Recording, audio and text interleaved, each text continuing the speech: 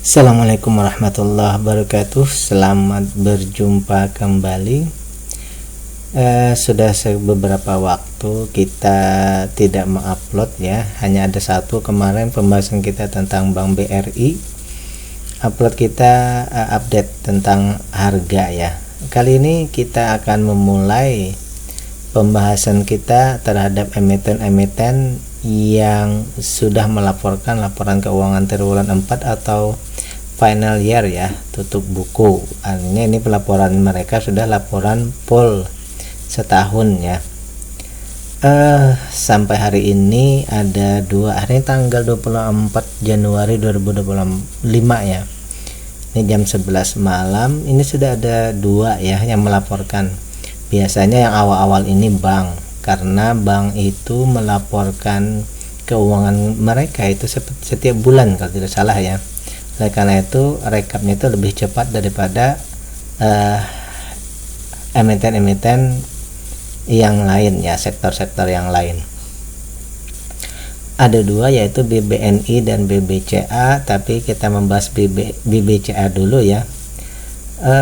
Sebelum kita lanjut, saya ingin menyampaikan bahwa kita akan melihatnya dari segi fundamentalnya ya, utamanya value, dividen, free cash flow, ketahanan dan pengendaliannya. Analisa ini adalah bahan pertimbangan tambahan, bukan perintah untuk melakukan aksi beli atau jual ya. Oleh karena itu ini adalah sebagai edukasi. Yang pertama kita membahas Bank BCA ya. Karena Bank BCA dari dua yang sudah melaporkan, sepenglihatan saya bahwa Bank BCA ini termasuk ya, dari semua triwulan yang ada ini semuanya memenuhi kriteria ya. Kriteria awal yang kita tetapkan, dia memenuhi persyaratan. Tidak ada data yang belum memenuhi persyaratan ya. Baik, semua udah clear gitu ya, tinggal kita menentukan valuasi. Yang pertama ini dari segi nilai buku dulu ya. Dari triwulan 1 ini 1.800, 1.900, 2.000, 2.100. Berarti dari segi permodalan ini meningkat terus ya. Modalnya bertambah terus, kemudian keuntungan juga bertambah terus. Berarti perusahaan ini termasuk perusahaan yang selalu meningkat ya. Namun dari segi harga ini fluktuatif ya, naik di triwulan 1 sampai 3 itu naik, tapi triwulan 4 ini turun ya. Jadi dari segi valuasi meningkat, tapi dari segi harga turun. Dana pihak ketiga ini ada penurunan ya. Dana pihak ketiga ada penurunan dari 500 persenan jadi ke 452, sekitar ya mungkin 0,5 jadinya ini ya, 0,5% atau 5% penurunannya ya. Baik, jadi dari situ saja secara umum dulu ya. Selanjutnya kita lihat dari segi rasio. Keuntungannya ini 22%, 21%, 20 dan 20. Dari segi keuntungan ini ada penurunannya sedikitnya. Cuma dia tetap bertahan di atas 20%. Sehingga kategori kita untuk perusahaan ini termasuk dalam fast grower ya. Perusahaannya ini tetap bertumbuh dan bertumbuhnya cepat ya. Ini perusahaannya termasuk salah satu perusahaan yang bertumbuh cepat.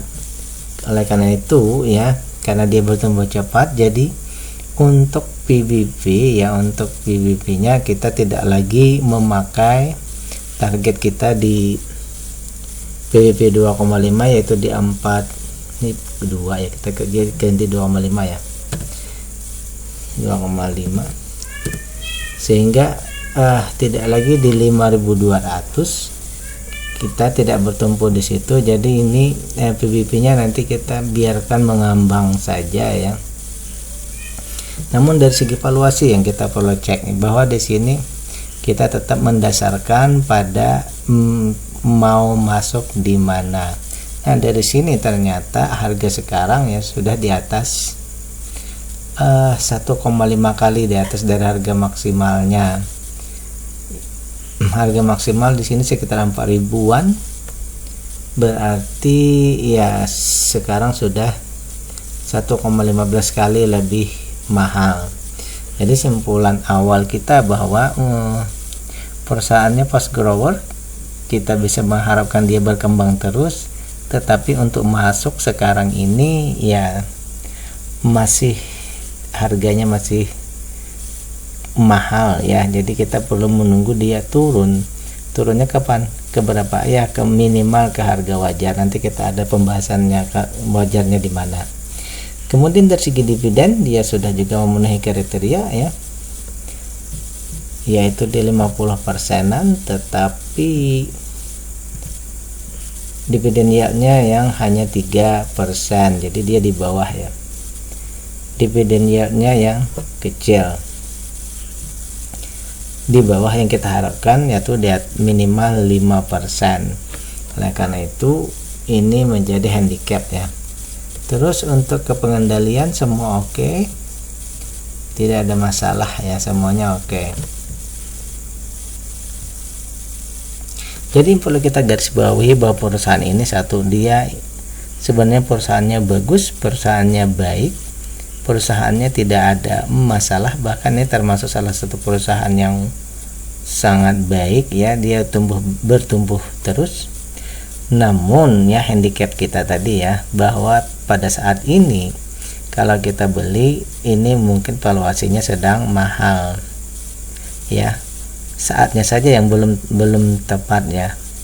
Perusahaannya tetap patut kita istilahnya kita tunggu ya. Tetapi di valuasi saat ini mungkin belum saat yang tepat. Bagi Anda yang sudah punya sahamnya misalnya bagaimana?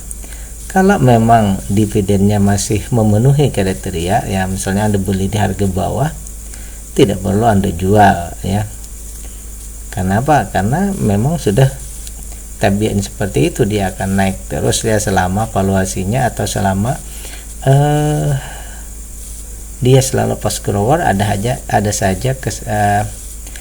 saja istilahnya kesempatan untuk nanti profit di situ ya.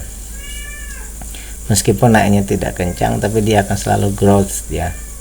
Itu yang pertama. Oleh karena itu apa yang harus kita lakukan?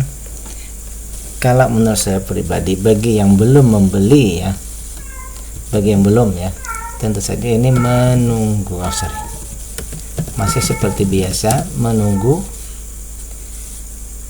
harga membaik ya. Kemudian tadi dividen yang kecil tadi kita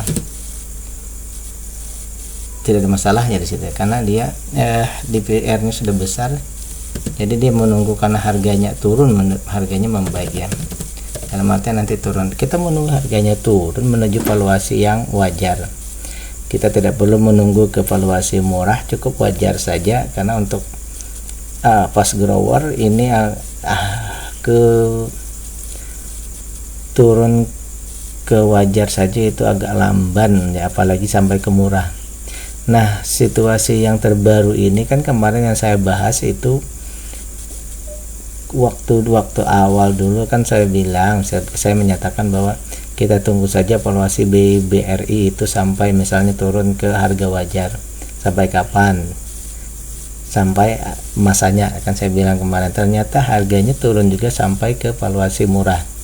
Saat itu di bawah 4.000-an ya. Nah sekarang saat itu dia sampai ke di bawah 4.000-an baru kita masuk. Nah seperti saham ini juga ya, BBCA ini kita mesti menunggu dengan sabar ya, valuasinya harganya turun menuju valuasi wajar ya.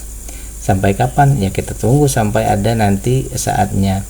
Tidak mesti kita harus masuk sekarang, kita tunggu saja, karena kesempatan itu akan datang pada masanya ya, di saat yang memang tepat ya. Jadi kita tidak berusaha untuk timing the market, tapi kita berusaha menunggu market sampai kepada kita. Itu saja mungkin ya.